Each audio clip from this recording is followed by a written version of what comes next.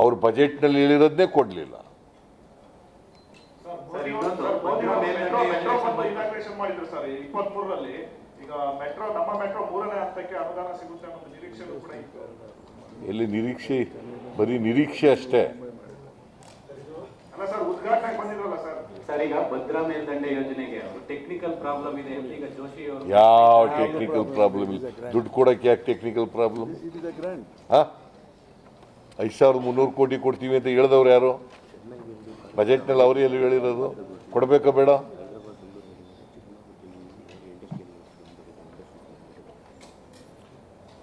ಚೆನ್ನೈ ಬೆಂಗಳೂರು ನೋಡ್ ಮೊದಲಿಂದಲೇ ಇದೆ sir. Chennai Bengaluru corridor ಮೊದಲಿಂದ. ಚೆನ್ನೈ ಬೆಂಗಳೂರು ಕಾರಿಡಾರ್ ಮೊದಲಿನಿಂದ ಇರೋಂಥದ್ದು. ಆಮೇಲೆ ಈ ಕಾರಿಡಾರ್ ಇಂದ ಕರ್ನಾಟಕಕ್ಕೆ ಏನು ಅನುಕೂಲ ಆಗೋದಿಲ್ಲ.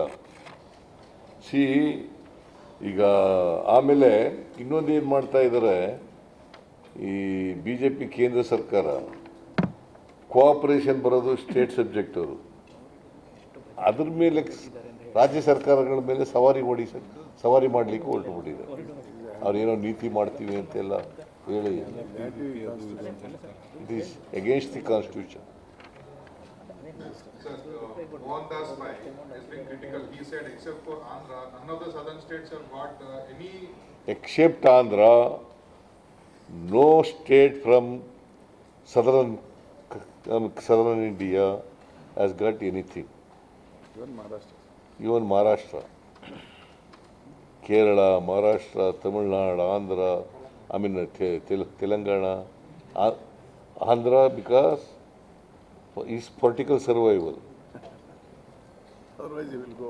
Sir, do you feel that before elections, the Prime Minister, many of the union ministers visited South India so much, Tamil Nadu so much, Karnataka so much, they promised so many things, but now after the elections are over, in the budget you feel that, for the South, the push is much lesser than it was before elections? It is a battery. It is a battery. Oh, yes.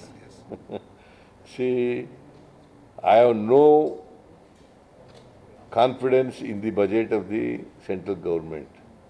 It is because they are telling only lies. Whatever promises they have made through the budget, they are not going to implement. See, if you look at the earlier budgets, so that is the experience of everybody. Sir, you are saying 12 lakh crores is the loan which is part of the outlay.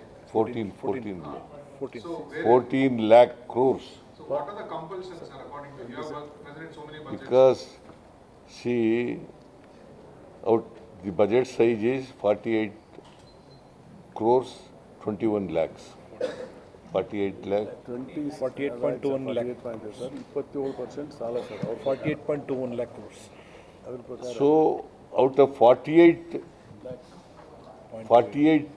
crores, 48 lakh crore. 21 lakhs, the total loan is 14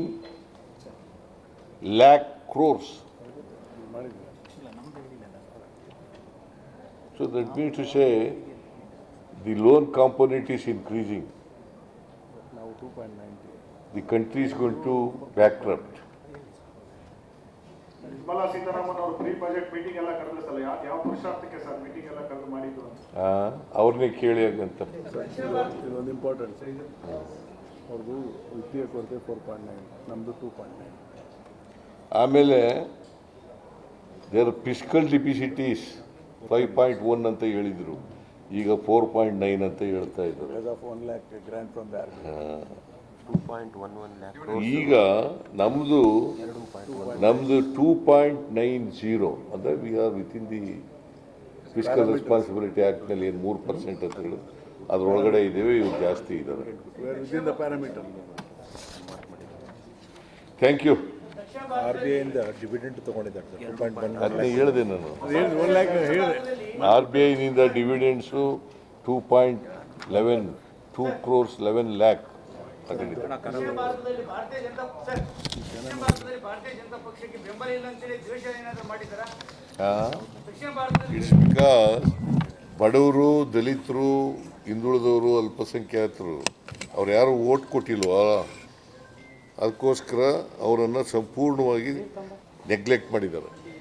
sir, ನಮ್ಮ ತೆರಿಗೆ ನಮ್ಮ ಹಕ್ಕು ಹೋರಾಟ ಮುಂದುವರಿಸ್ತೀರಾ sir? ನಮ್ಮ ಹಕ್ಕು ನಮ್ಮ ತೆರಿಗೆ ನಮ್ಮ ಹಕ್ಕು ನೀವು ಕಂಟಿನ್ಯೂ. ಪರ್ಸನಲ್ ಇನ್ಕಮ್ ಟ್ಯಾಕ್ಸು ಆಮೇಲೆ ಮಿಡ್ಲ್ ಮ್ಯಾನ್ಗೂ ಕೂಡ ಪರ್ಸನಲ್ ಇನ್ಕಮ್ ಟ್ಯಾಕ್ಸ್ ಏನು ಉಪಯೋಗ ಇಲ್ಲ. ಇದು ಮಿಡಲ್ ಕ್ಲಾಸ್ ಶೆಲ್ಟರ್ ಆಮೇಲೆ ಇನ್ಕಮ್ ಟ್ಯಾಕ್ಸು ಹೆಚ್ಚು ಮಾಡ್ತಾರೆ ಅಂತ ಅನಿಸ್ತು. 3 ಲಕ್ಷಕ್ಕೆ ಇಟ್ಟಿದ್ದಾರೆ middle classes. Sir, will your tax share fight will continue, sir? ಹಾಂ, Tax share, sir. You are demanding tax share to share from Calcutta. Yes, yes. Whatever 15th finance commission recommended ಅದು continue ಆಗುತ್ತೆ. ಈಗ ಮತ್ತೆ 16ನೇ ಹಣಕಾಸಿನ ಆಯೋಗ ಇದೆ. They are coming to Karnataka on ಯಾವತ್ತು? ಆಗಸ್ಟ್ 28 ಆಗಸ್ಟ್ 28ಕ್ಕೆ ಬರ್ತಾ ಇದ್ದಾರೆ. ಅವಾಗ ನೀವು ರಾಜ್ಯ ಕಾಲನ್ನೇ ಮತ್ತೆ ಸರಿಪಡಿಸಕ್ಕೆ you will represent our case before the 16th finance commission vehemently. You represent, and you will represent all the problems of Karnataka. What injustice has been caused to Karnataka from 15th Finance Commission, we will explain all this. Election ಟೈಮಲ್ಲಿ ಮೋದಿಗೆ guarantee advertisement ಕೊಡ್ತಾರೆ sir. ಮ್ಯಾನಿಫೆಸ್ಟೋದಲ್ಲಿ ಯಾವ್ದಾದ್ರು ಒಂದಾರು implement ಆಗಿದೆ ಅಂತ ಕಾಣ್ತಿಲ್ಲ. ಏನಿಲ್ಲ. ಚುನಾವಣೆ ಬಳಿಕನೂ ದೇಶದ ರಾಜಕಾರಣ ಮಾಡ್ತಾ ಇದೆ ಸರ್ ಕೇಂದ್ರ ಸರ್ಕಾರ. ಚುನಾವಣೆ ಬಳಿಕನೂ ದೇಶದ ರಾಜಕಾರಣ ಮಾಡ್ತಾ ಇದೆ ಕೇಂದ್ರ ಸರ್ಕಾರ ಅಂತ. ಅದು ಬಿಟ್ಟು ಬೇರೆ ಏನು ಮಾಡಕ್ಕೆ ಬರೋದೇ ಇಲ್ಲ ಅವ್ರಿಗೆ. ದ್ವೇಷದ ರಾಜಕಾರಣ ಬಿಟ್ಟು ಏನು ಮಾಡಲ್ಲ. ಸೇಡಿನ ರಾಜಕಾರಣ, ದ್ವೇಷದ ರಾಜಕಾರಣ ಅಷ್ಟೇ ಮಾಡೋದು.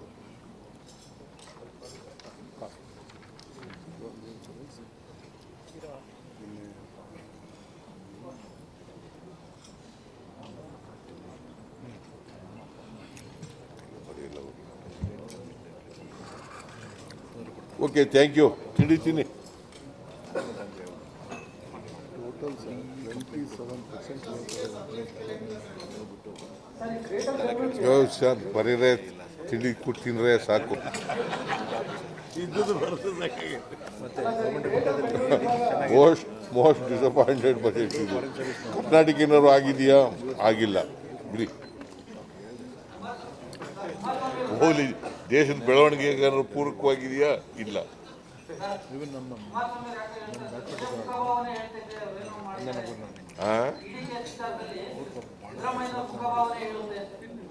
ಮುಖ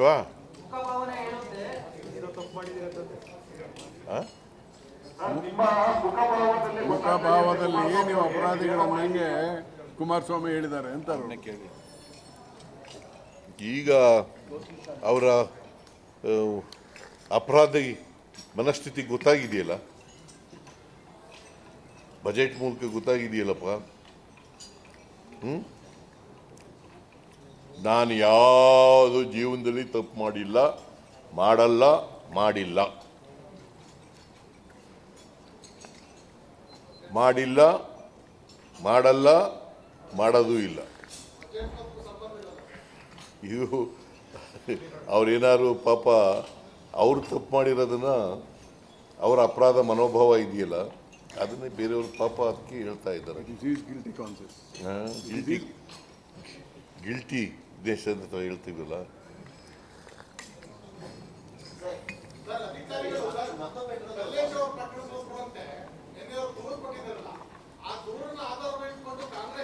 ಈ ಬಜೆಟ್ ಅದು ನೋ ಈಗ ಎಷ್ಟು ಸರಿ ಚೀಫ್ ಮಿನಿಸ್ಟರ್ ಹೆಸರು ಹೇಳಿ ಅಂತ ಒತ್ತಾಯ ಮಾಡೋದು ಎಷ್ಟು ಸರಿ? ಚೀಫ್ ಮಿನಿಸ್ಟರ್ ಹೆಸರು ಹೇಳಿ ಅಂತ ಹೇಳೋದು ಎಷ್ಟು ಸರಿ? ಅಲ್ಲ, ನೀನು ಎಷ್ಟು ಸರಿನಾ ಅದು? ಸರಿ, ಕೋರ್ಟ್ ಡಿಸೈಡ್ ಅಲ್ಲ. ನೀನು ಹೇಳ್ರಿ. ನೋಡಪ್ಪ, ಮಂತ್ರಿ ಹೆಸರು ಹೇಳಿ, ಚೀಫ್ ಮಿನಿಸ್ಟರ್ ಹೆಸರು ಹೇಳಿ ಅಂತ ಒಬ್ಬ ಅಧಿಕಾರಿಗೆ, ಕ್ಲಾಸ್ 1 ಆಫೀಸರಿಗೆ ಧಮಕಿ ಹಾಕೋದು, ಬೆದರಿಸೋದು, ಥ್ರೆಟನ್ ಮಾಡೋದು ಸುಳ್ಳು ಹೇಳಿಸೋಕ್ಕೆ ಪ್ರಯತ್ನ ಮಾಡ್ತಕ್ಕಂಥದ್ದು ಇಟ್ಸ್ ಎನ್ ಅಫೆನ್ಸ್. ಇಡಿ ಅಧಿಕಾರಿಗಳನ್ನ ಬಂಧಿಸುತ್ತಾ criminal intimidation criminal intimidation sir, ED ಅಧಿಕಾರಿಗಳನ್ನ ಬಂಧಿಸುತ್ತಾ ಇಲಾಖೆ ಅಂತ ಪೊಲೀಸ್ನವ್ರು ತೀರ್ಮಾನ ಮಾಡ್ತಾರೆ. ಪೊಲೀಸ್ನವ್ರು ತಗೋತಾರೆ, ಅದು ಕ್ರಮ ತಗೋತಾರೆ. ಸರ್ ಈಗ ಸರ್ ನಮ್ಮ ಮೆಟ್ರೋ ಇಂದ ಏನಾದ್ರು ಲ್ಯಾಂಡ್ ಕೇಳಿದ್ದಾರೆ ಸರ್ ಬೆಂಗಳೂರು ಹೆಬ್ಬಾಳದಲ್ಲಿ 45 ಎಕರೆ ಬೇಕು. ಈಗ ಬಜೆಟ್ ಬಗ್ಗೆ ಬರೀ ಆಮೇಲೆ ಅದನ್ನ ಹೇಳೋಣ.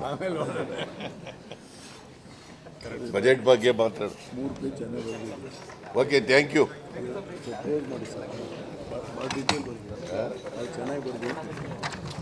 ನೀನು ರಿಲೀಸ್ ಮಾಡ್ಬಿಡಪ್ಪ ಪ್ರೆಸ್ಗೆ. ನೀವೊಂದು ಪ್ರೆಸ್ ಮೀಟ್ ಮಾಡಯ್ಯ. You are a advisor, financial advisor to the Chief Minister, to Government of Karnataka. Guarantee schemes are not tenable. Yes, sir, guarantee schemes are not tenable. Yes, clarified again. ಸುಮ್ಮನೆ you don't ನಾನು ಹೇಳಿದ್ದೀನಿ, ನೀವೊಂದು press ನಾಳೆ